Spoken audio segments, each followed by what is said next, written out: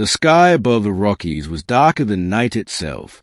No stars, no moon, only the faint shimmer of ion clouds left by the alien harvesters that passed through days ago. Beneath that black veil, the remnants of the Earth Defense Alliance were preparing for something no one thought possible, a mission to the moon. Captain Maravan stood before the half-buried hangar door, frost crunching under her boots. The ancient structure groaned as wind pushed through the cracks. She glanced at the rusted logo painted above the metal arch, NASA OEDA Joint Command, and couldn't help but smirk bitterly. Once upon a time, she murmured, we reached for the stars. Lieutenant Aiden Holt approached, his breath visible in the freezing air.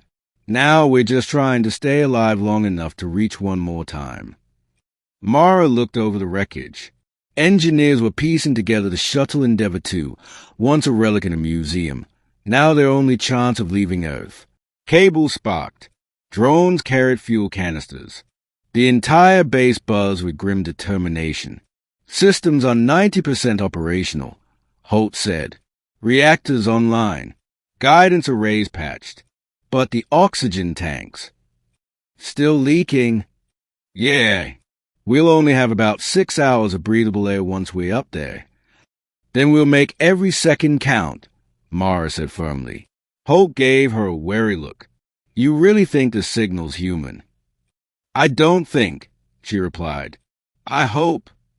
Inside the command tent, a holographic display flickered weakly, showing the signal's pattern. The waveform pulsed steadily, repeating every 10 seconds, encoded in a sequence no one had seen in decades. Pre-war encryption, said Dr. Sienna Cho, the last surviving data analyst from the Alliance. Her thin fingers danced across a cracked console. Omega-level cipher. That's top-tier military clearance. Mara frowned. Omega? That's restricted to black projects. We scrubbed most of those files before the invasion. Apparently, someone didn't, Sienna said, eyes narrowing as a hologram shifted to reveal a faint text translation. Project Aegis. Status. Active. The words hung in the air like a heartbeat. Holt exhaled slowly. Aegis? I thought that was a myth. Some kind of global defense failsafe. It was real, Mara said quietly. A contingency plan to counter any extraterrestrial threat. It was supposed to create a planetary shield network, but it was never completed. The funding was cut off the peace accords. Sienna looked up from the console. Then who's activating it now? Hours later, as night settled over the mountain base, Mara sat alone inside the hangar's cockpit bay. The Endeavour 2 gleamed faintly under the emergency lights, old, patched, and battered, but ready. She traced her gloved fingers along the hull, whispering, You carried heroes once.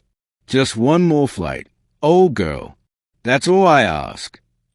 Holt entered, carrying a sealed data core. Found something, he said. This belonged to Commander Ishan Reyes, your old mentor. It was buried in the archives. Mara took it carefully. Reyes. He nodded. Apparently, he worked on Aegis before the Alliance fell. Maybe he left something behind. She plugged the core into the ship's terminal. A holographic projection of Commander Reyes flickered to life, grainy and blue, but unmistakably human. If you're hearing this, the recording began, then the unthinkable has happened. The Ophics have arrived. Project Aegis is our final card. It's hidden where no one will think to look, beneath the lunar surface. But be warned, activating it requires more than power. It requires a choice. The projection distorted, but the coordinates flashed clearly on screen. Holt leaned forward. Lunar base. Tranquility Crater. Mara's pulse quickened. Then that's where we're going. The message ended with Reyes' final words. The shield can protect Earth or destroy what's left of it. Choose wisely. At dawn, they launched. The shuttle's engine screamed to life, blasting snow and debris into the air as the Endeavour 2 clawed its way through the thick, polluted atmosphere. For a moment, The clouds parted, revealing the blue curve of the earth below, scarred but still beautiful. Inside, Mara gripped the flight controls, sweat forming on her brow despite the cold. Altitude 5,000, Holt reported. Reactor stable. Navigation locked. Punch it, she said. The shuttle surged upward, breaking through the last layer of storm clouds. For the first time in months, Mara saw the stars. 1,000 points of light scattered across the endless black. Her chest tightened with emotion. "Still think this is a suicide mission?" she asked over comms. Holt chuckled softly. "Oh, it's absolutely a suicide mission, but it's a damn beautiful one." Hours passed in silence as they crossed the void. The moon grew larger ahead, gray, lifeless, and cratered, its surface reflecting cold light. Then the proximity alarm buzzed. "Something's out there," Holt said, scanning the radar. "But it's not debris." A faint silhouette glided through the darkness, not alien, but unmistakably human in design. An old EDA orbital drone, still operational after all these years. Its lights blinked weakly as it approached. Automatic defense system. Mara guessed. "Probably scanning us," Holt said, hands hovering over the controls. "Let's hope it likes what it sees." The drone paused, then projected a narrow blue beam toward their ship. A holographic transmission flickered across the cockpit glass, static, but with a human voice. "This is Lunar Command Alpha. Identify yourself." Mara froze. "That's impossible. Lunar Command was destroyed in the first wave." She toggled the MIC. "This is Captain Marvance of the Earth Defense Alliance, broadcasting under Omega clearance. We received your signal." Silence. Then the voice returned, softer, almost hesitant. "Acknowledged, Captain Vance. You are cleared for approach. Docking Bay 3. And welcome home." The transmission ended. Holt stared at her, eyes wide. "Someone's alive down there."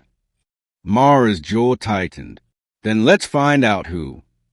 The Endeavour 2 descended toward Tranquility Crater, engines hissing against the vacuum. As they neared the surface, massive doors began to open, hidden beneath layers of lunar dust, revealing a subterranean hangar lit by faint blue light. Mara guided the shuttle in, landing smoothly on the reinforced platform. As the engines powered down, silence filled the cockpit again. Deep, unnatural silence. They exchanged a glance. "Ready?" Holt asked, tightening his helmet. "Not even close," Mara replied, drawing her sidearm. "But that's never stopped us before." The airlock hissed open. Lunar dust drifted in like smoke. As they stepped out into the eerie blue-lit corridor, a figure emerged from the shadows, humanoid, tall, with eyes that shimmered silver beneath a cracked visor. "Welcome to the moon," the figure said, voice mechanical but laced with something almost human. "I am Commander Kael, last guardian of Project Aegis." Mara raised her weapon, every instinct screaming. "You're not human." Kael tilted his head slightly. "No, but I was made by humans. To save them."